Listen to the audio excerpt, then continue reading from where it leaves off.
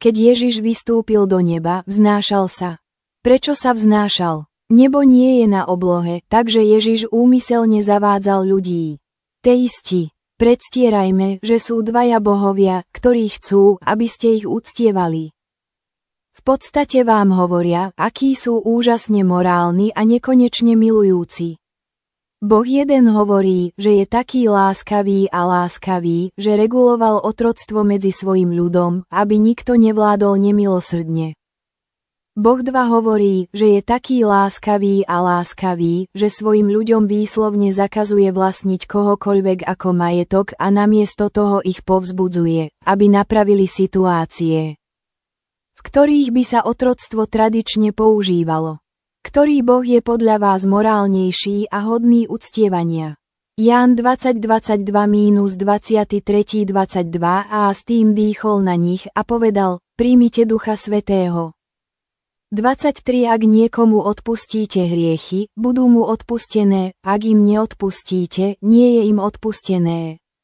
Moja otázka znie, ak mal Boh schopnosť dať ľuďom moc odpúšťať hriechy, aký zmysel mala Ježišova obeta?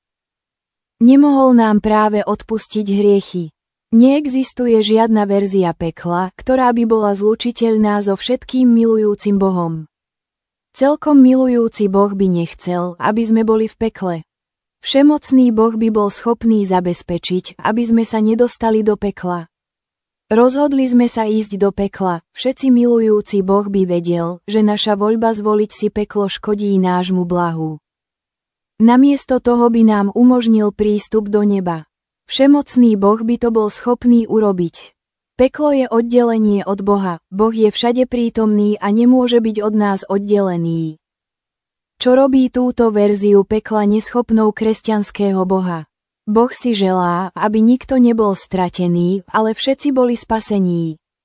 Milujúci Boh sa postará o to, aby boli všetci spasení. Preto peklo v skutočnosti nedáva zmysel, ak by ste mali tvrdiť, že Boh je všetko milujúci. Boh nemiluje, ako ho definuje biblická definícia lásky.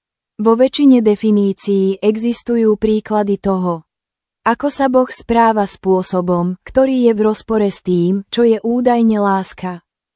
Prečo Boh lásky nespĺňa definíciu lásky, ako ju definuje jeho svätá kniha? 1. Korinťanom 13:4-8 a ESV, láska je trpezlivá a láskavá, láska nezávidí ani sa nevychvaľuje, nie je arogantný ani drzý. Netrvá na svojej vlastnej ceste, nie je podráždený alebo rozhorčený. Neraduje sa z neprávosti, ale raduje sa z pravdy. Láska znesie všetko.